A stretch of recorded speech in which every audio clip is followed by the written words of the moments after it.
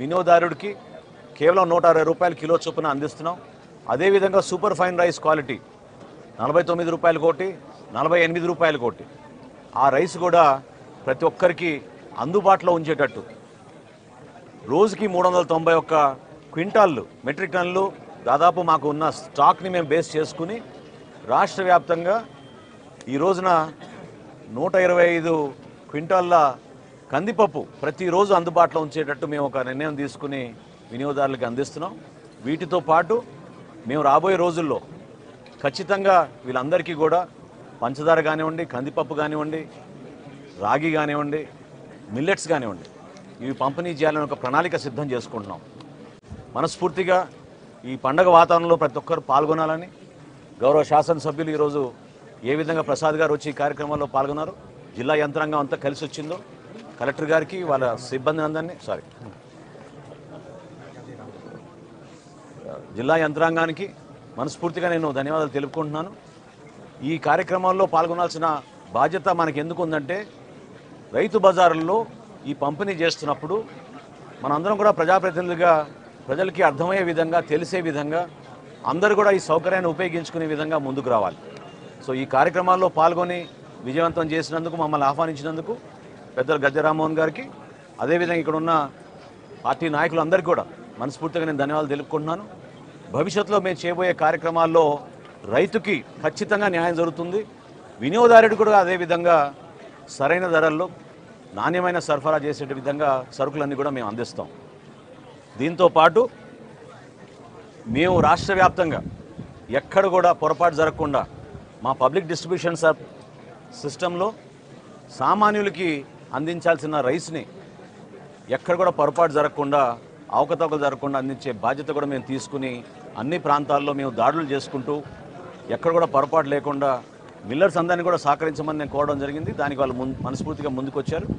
So ఆ విషయం కూడా మీ అందరితో కూడా ప్రస్తావిస్తూ, మేము గతంలో చేపట్టిన కార్యక్రమాలన్నింటినీ కూడా కేవలం ప్రజల కోసం మా ప్రభుత్వం గౌరవ చంద్రబాబు నాయుడు గారి నాయకత్వంలో ఖచ్చితంగా సంక్షేమ ప్రభుత్వంగా పేదలకి అందుబాటులో ఉండేటట్టు ఒక పండుగ వాతావరణం తీసుకొచ్చే విధంగా మేము ముందుకెళ్తున్నాం. దానికి మీరందరూ కూడా సహకరించమని మనస్ఫూర్తిగా కోరుకుంటున్నాను. సార్, ఇంకా ఈ నంబర్స్ ఏమైనా పెరుగుతాయా? స్టాల్స్ నంబర్స్ పెరుగుతాయి అంటే మొదటి రోజు కదండి, ఈ రోజు ఉన్న స్పందన చూసి ప్రతి ఒక్కరు కూడా చాలా ఆశ్చర్యపోతున్నారు. ఇప్పుడే నేను ఎమ్మెల్యే గారితో కూడా నేను మాట్లాడినప్పుడు అదే అన్నాను, రైతు బజార్లో ఈ విధంగా స్పందించడం అనేది చాలా గొప్ప విషయం. 284 అవుట్లెట్లు ఈరోజు ప్రారంభించాం. ఇది కేవలం రైతు బజార్లే కాదు, మన రాష్ట్రంలో ఉన్న హోల్సేలర్స్ అందరూ కూడా, రీటైలర్స్ అందరూ కూడా ఇదే ధరకు అమ్మాలనే ఒక నిర్ణయానికి వచ్చాం. సో పెద్ద పెద్ద రీటైలర్స్, డీమార్ట్ కానీ, రిలయన్స్ కానీ, ఉషోదయ కానీ, ఇవన్నీ ఏవైతే ఉన్నాయో సూపర్ బజార్లు, వాటన్నింటిలో కూడా ఇదే ధరకి 160 రూపాయలకి కందిపప్పు సామాన్యులకు అందించే విధంగా చర్యలు తీసుకున్నాం. చర్చ జరిగింది, వాళ్ళు అంగీకారం వచ్చినాకనే మేము నిర్ణయం తీసుకుని ప్రకటించాం.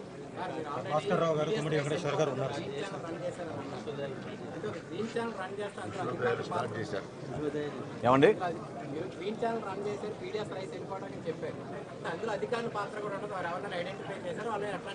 ఒక్క కాకినాడలోనే ఈ రోజు వరకు మేము 249 మెట్రిక్ టన్నులు బియ్యాన్ని మేము సీజ్ చేశాం. దానిపైన సమగ్రమైన ఎంక్వైరీ జరుగుతోంది. స్థానికంగా ఉన్న కలెక్టర్ గారు, జాయింట్ కలెక్టర్ గారు, మా డిఎస్ఓ, డిఎం అందరూ కూడా ప్రతిరోజు దాడులు నిర్వహిస్తూనే ఉన్నారు.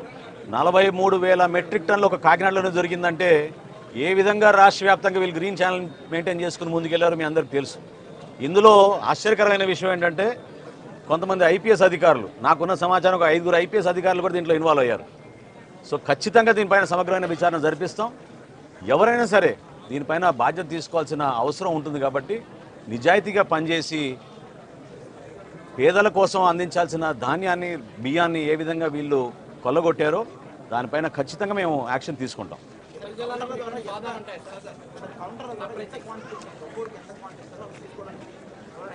బియ్యం 5 కిలోలండి, కందిపప్పు 1 కిలో అండి.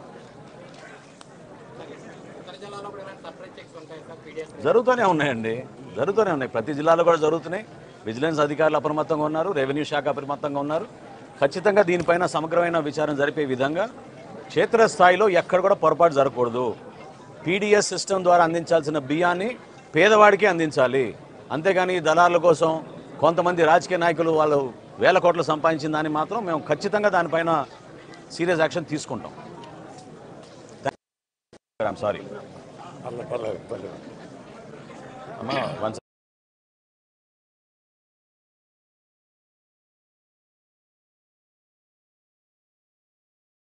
ప్రజలకి ఒక పండుగ. ముఖ్యమంత్రి రాష్ట్ర వ్యాప్తంగా సామాన్యులకి అందుబాటులో ఉంచడానికి కోసం మా ప్రభుత్వం తీసుకున్న అనేక సంక్షేమ పథకాలతో పాటు వినియోగదారులకి నిత్యావసర సరుకులు సరైన ధరకు అందించాలనే ఒక ప్రయత్నం ఒక 10 రోజుల నుంచి మా డిపార్ట్మెంట్ అంతా కూడా కృషి చేశారు.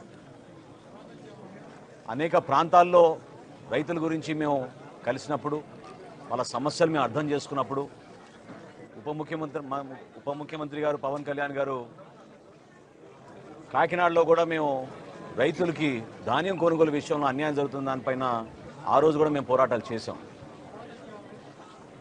గిట్టుబాటు ధర, కనీస మద్దతు ధర అనే 2 అంశాలపైన రైతుకి ఎక్కడ అన్యాయం జరగకూడదని చెప్పి మా శాఖ నుంచి మేము గత ప్రభుత్వం సుమారు 36,000 కోట్ల రూపాయలు కార్పొరేషన్ ద్వారా రుణాలు తీసుకుని 1,650 కోట్లు బకాయిలు రైతులకు చెల్లించకుండా వెళ్ళిపోయింది. అయినా కానీ ఇంత క్లిష్ట పరిస్థితుల్లో, ఆర్థిక ఇబ్బందుల్లో గౌరవ ముఖ్యమంత్రి గారి చొరవతోటి, ఉప ముఖ్యమంత్రి గారు చూపించిన చొరవతోటి 1000 కోట్ల రూపాయలు తక్షణమే ఆర్థిక సాయం ఏదైతే రైతులు మేము చెల్లించాలో 1,600 కోట్ల నుంచి 1000 కోట్ల రూపాయలు మేము ఆల్రెడీ చెల్లించాం. ఇంకొక 600 కోట్ల రూపాయలు త్వరలోనే చెల్లించాల్సిన అవసరం ఉంది. అది కూడా చెల్లిస్తాం. అందులో భాగంగా ఒక సమీక్షా సమావేశంలో ముఖ్యమంత్రి గారు ధరల గురించి ఒక స్థిరీకరణ తీసుకురావాలనే ఆలోచన వచ్చినప్పుడు అధికారులు మేము అందరం కూడా రాష్ట్ర వ్యాప్తంగా ఉన్న రైస్ మిల్లర్స్ని, హోల్సేలర్స్ని, రీటైలర్స్ని, సప్లయర్స్ అందరిని కూడా ఆహ్వానించి ప్రజలు ఎదుర్కొంటున్న సమస్యలపైన స్పందించాల్సిన బాధ్యత సమాజంలో మీకు ఉంటుంది. ఇదో కుటుంబ సమస్యగా మీరు కూడా భావించాలి. ఎందుకంటే ప్రతిరోజు ధరలు విపరీతంగా పెరిగిపోతున్నాయి. కందిపప్పు 181 రూపాయలు కిలోకి అమ్ముతున్నారు మార్కెట్లో. సామాన్యులు పాపం చాలా ఇబ్బంది పడుతున్నారు. వాటి గురించి చర్చించినప్పుడు వాళ్ళందరూ కూడా పెద్ద మనసుతోటి రాష్ట్ర వ్యాప్తంగా ఒకే ధర అందించాలనే ఒక ఆలోచనతోటి ఒక 4 రోజులు కసరత్తు చేసి మా అధికారులంతా ఈ రోజున సుమారు 280